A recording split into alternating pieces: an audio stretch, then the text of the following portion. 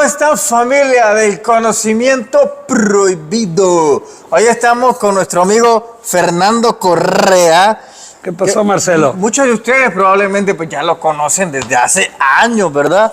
Pues, ¿Hace cuánto entraste en este mundo?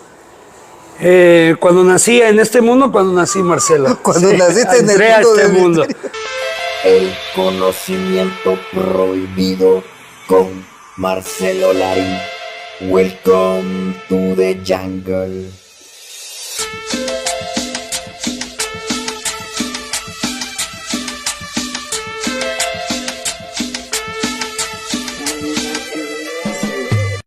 Bueno, en el tema desde 1983 en forma, ya con telescopios, con instrumentos, ya con la metodología de la astronomía, que es una muy buena herramienta para ubicarnos en lo que se puede ver en el cielo.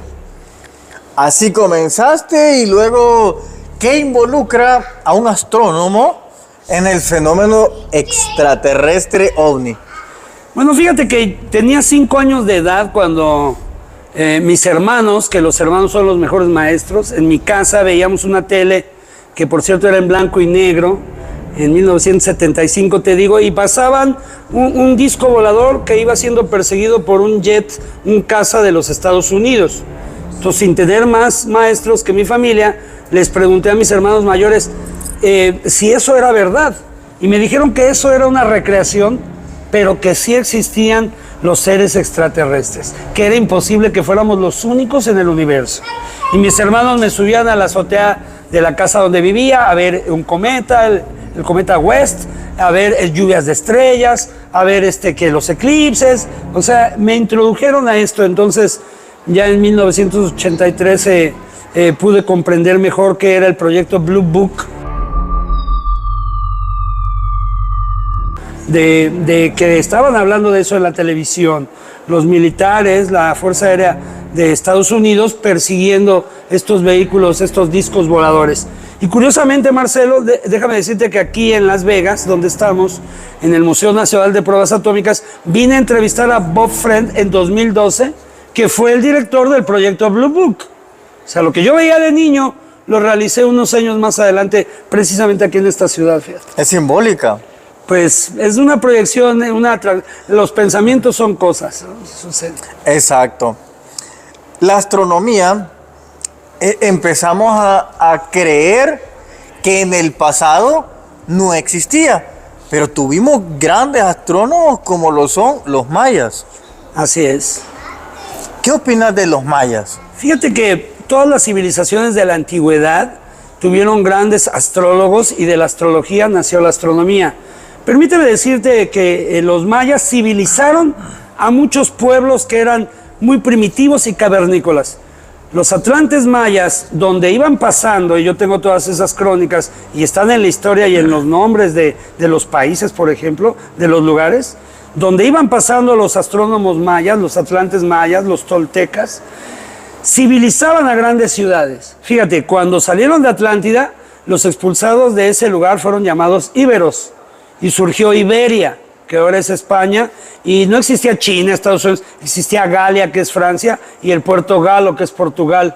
Ahí fundaron Lourdes, Lorraine, Marsella, Madrid, Toledo, Toulouse. ¿Los mayas? Sí, los atlantes mayas. Okay. Pero fíjate, ponían una ciudad solar y una lunar.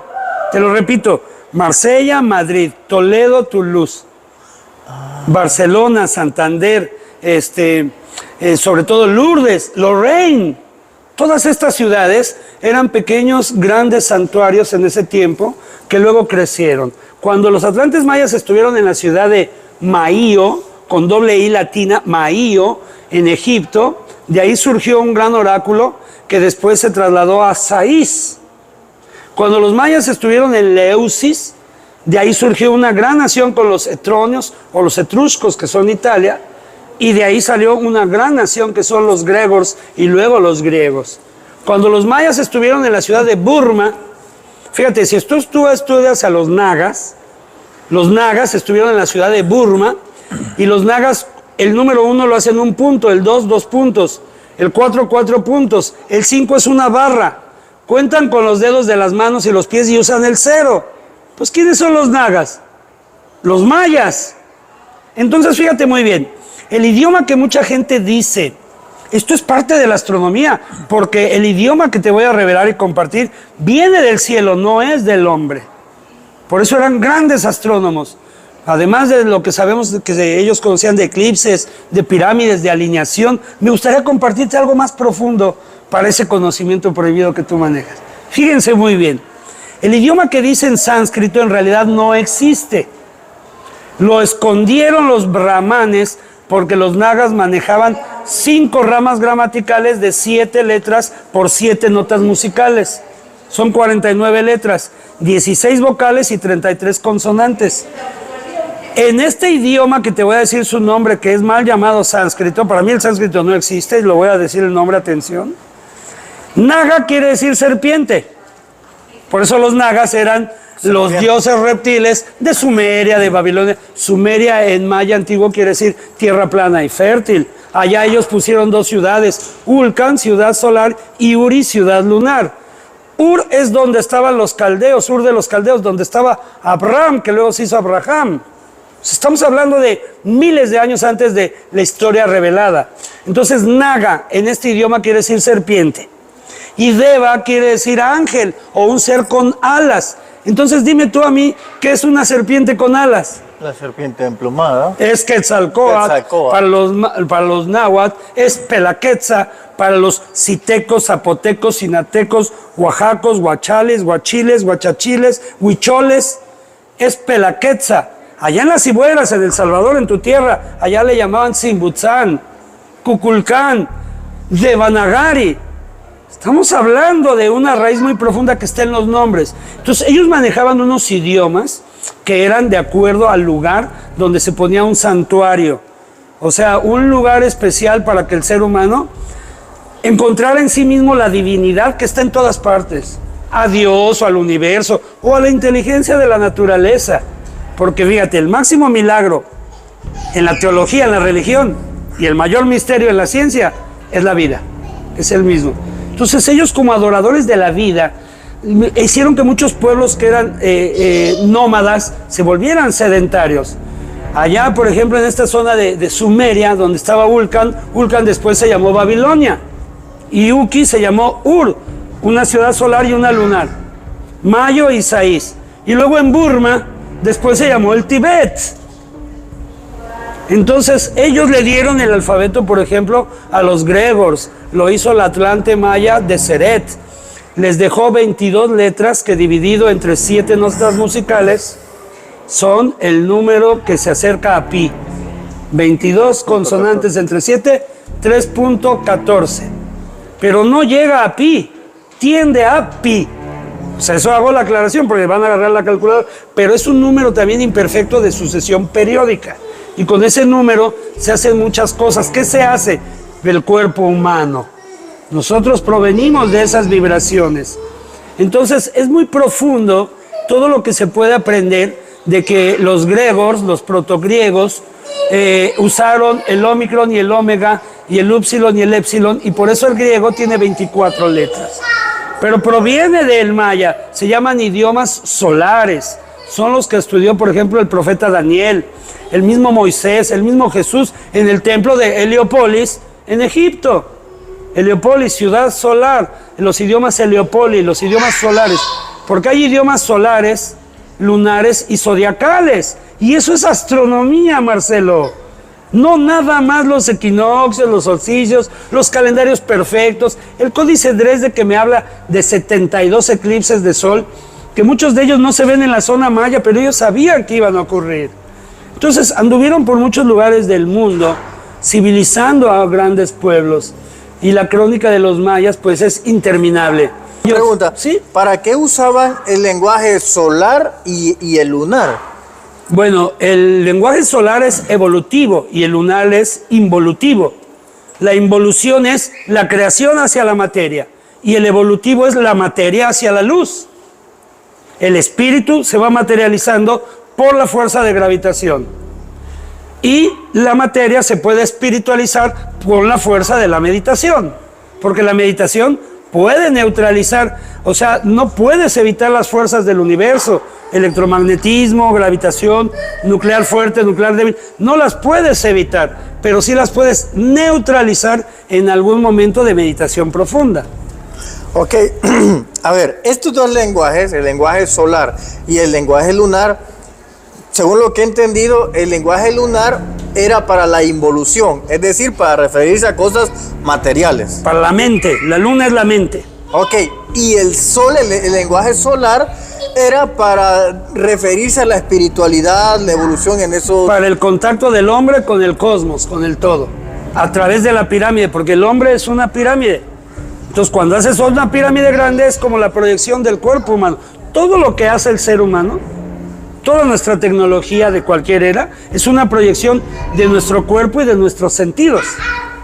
Todo, las iglesias, las pirámides, los santuarios, son una proyección del templo viviente, el astro vivo que le llamo, que somos nosotros, el universo vivo, inteligente, evolucionando.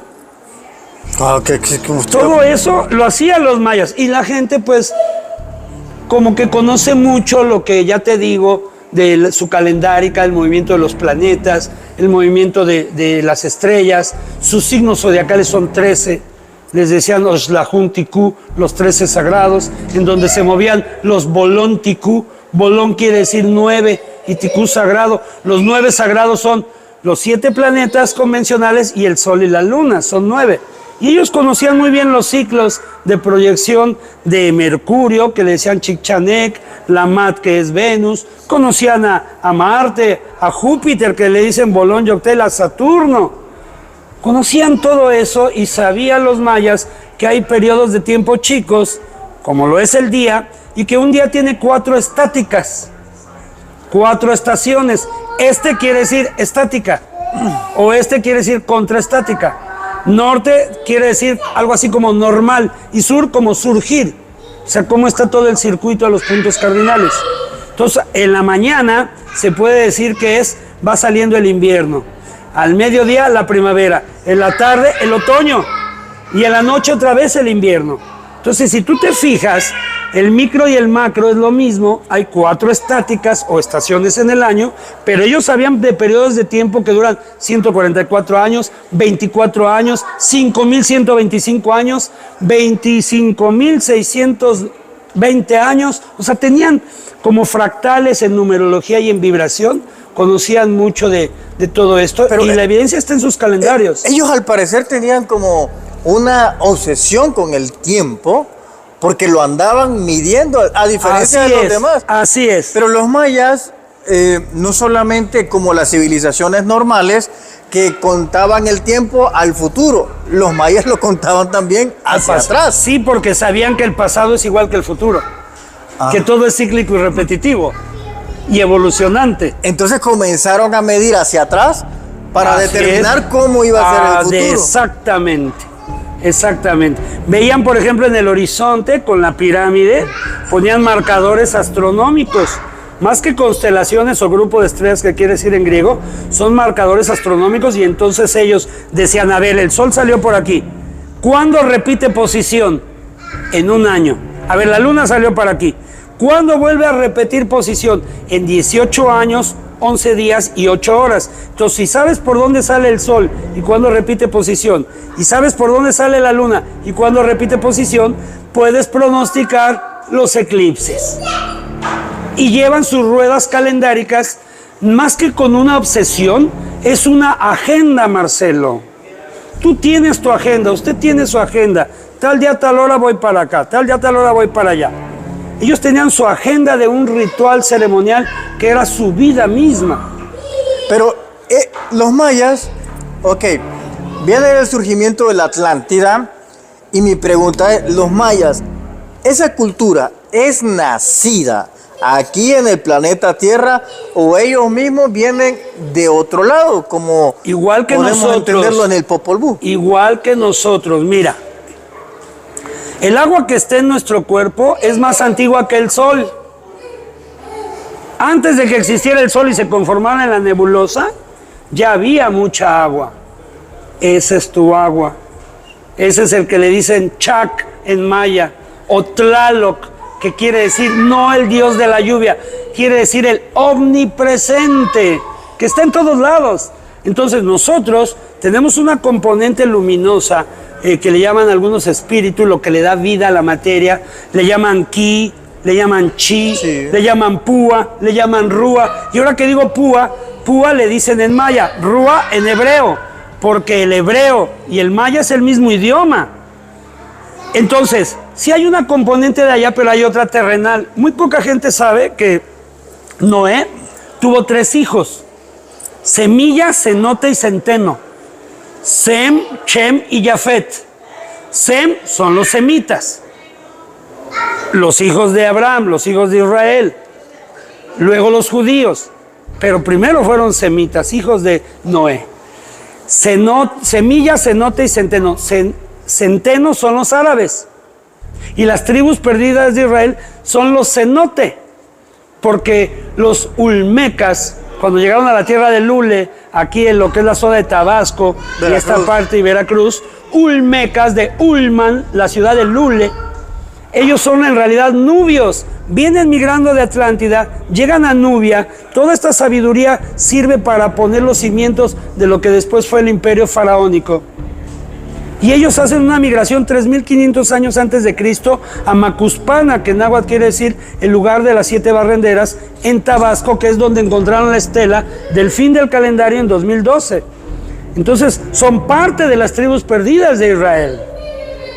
Por eso el hebreo y el maya es el mismo idioma en sus 22 letras, pero va evolucionando distinto en su gramática, porque la tonalidad que te da la garganta, el idioma, te lo da el polvo de la tierra, o sea, tu terreno. Por ejemplo, en México, hablan de una forma allá en Yucatán y te dicen así, y en el norte, en Sinaloa, te dicen, oye, ¿qué onda? ¿Qué pasó? Allá hablas cantadito. Bueno, ese cantadito, ese melisma que está en la vibración de las cuerdas vocales del humano, lo da la tierra, Marcelo. Por eso los idiomas de Atlántida son de abajo para arriba, los idiomas asiáticos son de arriba para abajo, los idiomas semitas son de derecha a izquierda, y los idiomas arios son de izquierda a derecha. Entonces, con las claves de los mayas, con saber que el hebreo y el maya es el mismo idioma, empiezas a descifrar muchos aspectos y muchas cualidades para entender la historia, no como la escribió el que gana, porque el que gana la guerra escribe la historia, sino la historia universal, que es parte de nuestras genéticas. Es muy polémico de dónde venían, de qué planeta, de qué dimensión, de que vienen de las Pléyades. Pues sí, a ellos no le llamaban ni Pléyades, le llamaban Saf-Can, porque cuando el Sol, el 20 de mayo, se alinea con este grupo de estrellas conocido como Atlántidas, Hespérides, Pléyades, en náhuatl se dice Tianquistli, y de ahí viene la palabra del tianguis, el mercado. Ellos le llamaban Saf-Can, que quiere decir el cascabel de la serpiente celestial. ¿Cuál es la serpiente? Es la forma de decirle eclíptica, por donde se mueve el sol en el cielo. Y cuando se alinea con las Pléyades o con Saf-Can, es cuando el 20 de mayo, cuando se establece la fecha de las lluvias. Por eso lo ponían en el día 0 de los mayas. Y más que una obsesión, te digo, era una agenda muy precisa. Mira nada más que cara pobre estás. No, es que estoy, claro, todas las es cosas. Es algo impresionante, sí. Porque, digo, te puedo hablar del Códice Dresde, te puedo hablar de la pirámide de Kukulcán, de lo que tú quieras, pero ¿por qué dicen es más profundo. ¿Por qué dicen que los mayas desaparecieron? ¿Qué pasó? No realmente? Desaparecieron. ¿Qué pasó? Migraron. Se acabó. Habla. Sí. Solo quiero ver si graba. Sí, dale. Mira, los mayas no desaparecieron nunca. Eso es un mito de los estadounidenses y de los ingleses. Te voy a explicar qué pasó. Pon mucha atención. Existen unas ruedas proféticas llamadas del Chilam Balam. Y más que proféticas, son efemérides. No es una profecía que va a haber un eclipse el próximo 8 de abril de 2024 y que va a pasar por México y Estados Unidos. Eso no es una profecía, eso es una efeméride. Los mayas no hacían profecías, hacían efemérides. Entonces, fíjate muy bien. Ellos sabían que el planeta Júpiter, llamado Bolón Yoctel, le daba la vuelta al Sol en 12 años. Y lo asociaban con la aparición de las manchas solares que suben y bajan y que el máximo solar va a ser en 2024. Muchos me dicen, ¿y cómo veían las manchas solares? Son tan grandes que se ven en el atardecer y con la neblina de sus selvas, de sus junglas. Entonces realmente es algo sorprendente. Entonces fíjate bien, el ciclo de actividad solar, esto va enfocado a por qué migraron. No se extinguieron, no se fueron, migraron. ¿Por qué? Fíjate. El ciclo de actividad solar se eleva cada 11,5 o 12 años. Las manchas salen polaridad norte-sur, norte-sur, norte-sur. De repente con los magnetómetros ven que empiezan a salir manchas sur-norte y dicen, ya está cambiando el ciclo. Pero un ciclo completo del Sol dura 24 años. A que nazcan 11,5 sur-norte polaridad y otros 11,5 o 12 años norte-sur polaridad. ¿Sí? Entonces, a este ciclo de Boulogne-Jonctel le llaman 24 años. Este ciclo de los 24 años. Entonces, en su calendario, que está hecho con las 13 coyunturas del cuerpo y los 20 dedos de las manos y los pies, por eso se usa el 13-20, hay una fecha muy especial que se llama 8 Ajau. Entonces, a este ciclo de 24 años de Boulogne-Jonctel, que quiere decir el 9 pata de palo. ¿Por qué pata de palo? Porque es como un viejito que va lento en el zodiaco. No es como Mercurio, que en 88 días le da la vuelta a Júpiter en 12 años. Pero al doble ciclo de Júpiter llamado Ajau Catún, ellos lo relacionaban con la fecha 8 Ajau. Fíjate, en una fecha 8 Ajau, guiados por la actividad del Sol y la actividad de Júpiter, que Júpiter mueve del centro del sistema solar al Sol en un ciclo que le da la vuelta a un centro verdadero, que se llama el ciclo de Gleisberg. Y Júpiter tiene el 99% del momento angular de la formación del sistema solar. Es 318 veces más grande que la Tierra.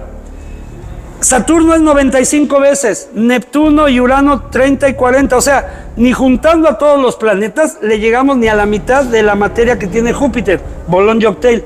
Así de importante es ese planeta. Si esto lo sabían los mayas o no, yo sospecho fuertemente que sí, porque las ruedas proféticas dicen que cuando llegaba la fecha 8 Ajau, ellos cambiaban de lugar. En una fecha 8 Ajau fundaron Chichén Itzá. Los nubios, los olmecas, le decían Itzaes, que quiere decir los magos de los cenotes. Por eso te dije semilla, cenote y centeno. Itzá, los de Chichén Itzá. Chichén Itzá. Claro. Eran una raza también. Son una raza y una genética hecha con el sol y con maíz. Porque de alimentarte de una cosa eres lo que comes. Entonces, al paso del tiempo, son los hombres de maíz.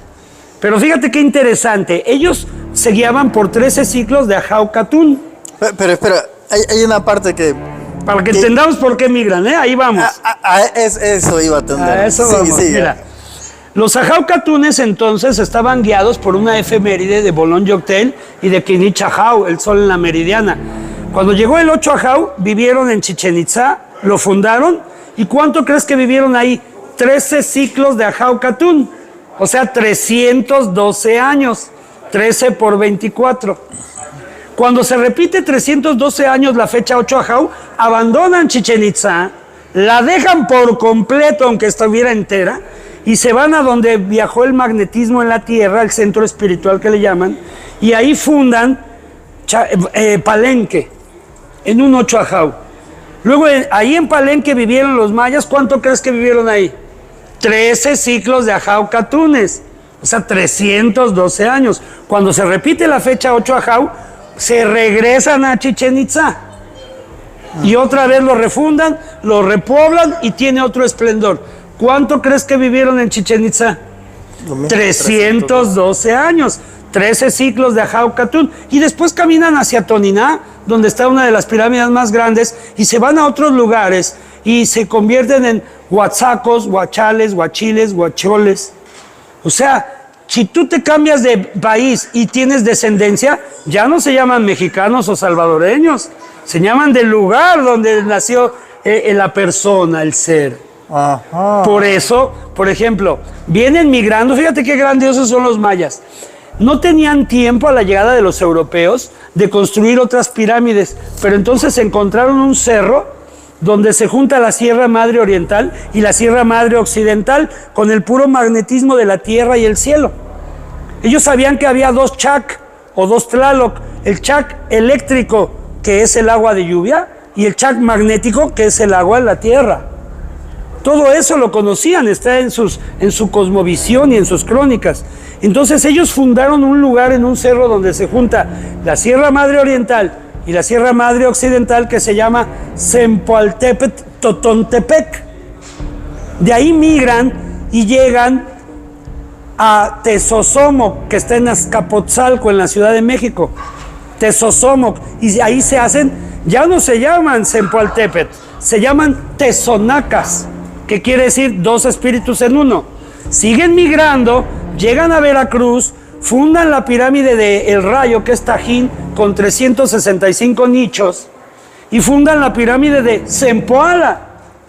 Y ahí ya de Totonacas de Tezonacas, dos espíritus en uno, evolucionan a Totonacas, que quiere decir tres espíritus en uno. Entonces, si le sigo y me dices, ¿dónde están los mayas? Pues aquí estamos. Aquí estamos. Somos nosotros sus descendientes de una u otra manera. ¿Sí? Ok, muy bien. ¿Me entendiste? Sí, no. Ahora explícamelo, porque esto es bien profundo. Mira, ahora otra cosa.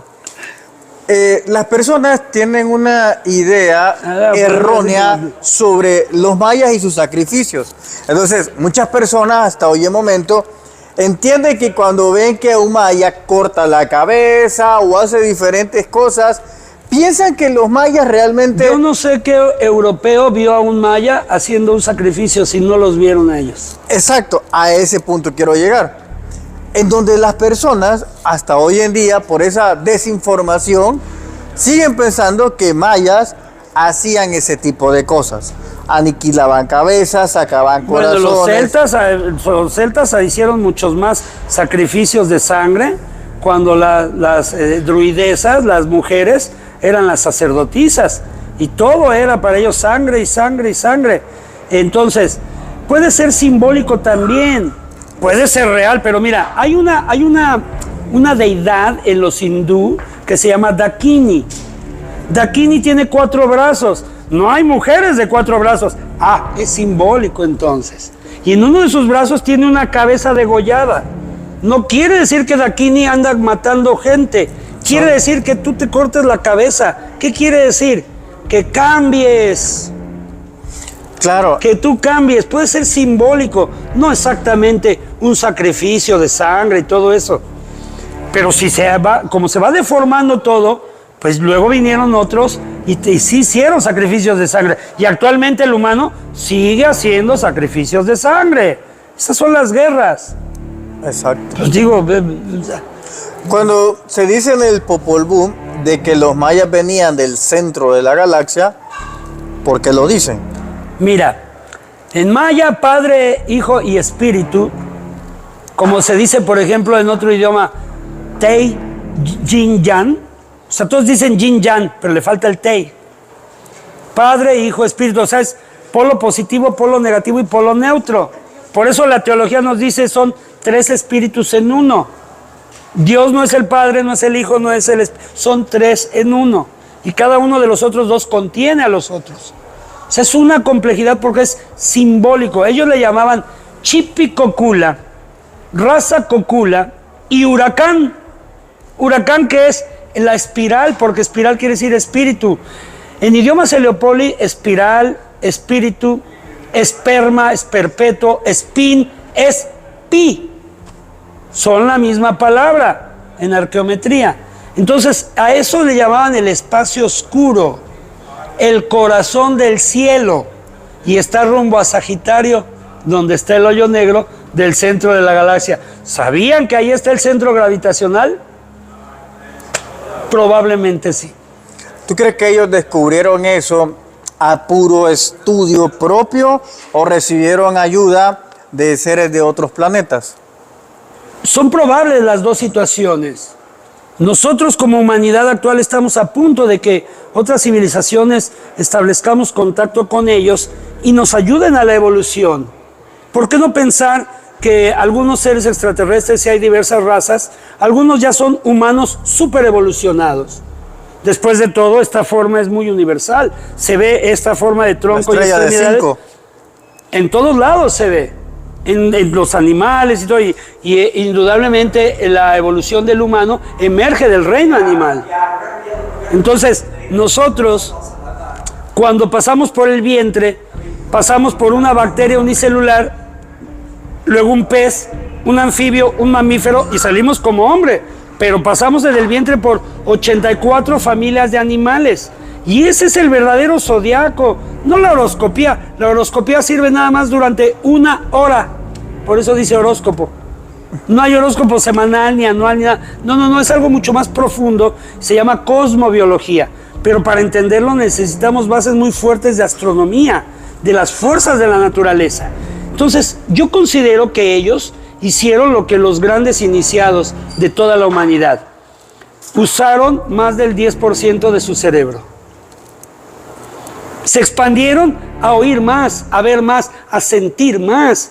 Porque el aura, cuando crece, el campo bioplásmico, que está formado por la luz que sigue en la evolución, que es el ultravioleta, que es la mezcla del rojo y del azul, en el espectro, en los 7 colores, o tonos, o notas, es lo mismo.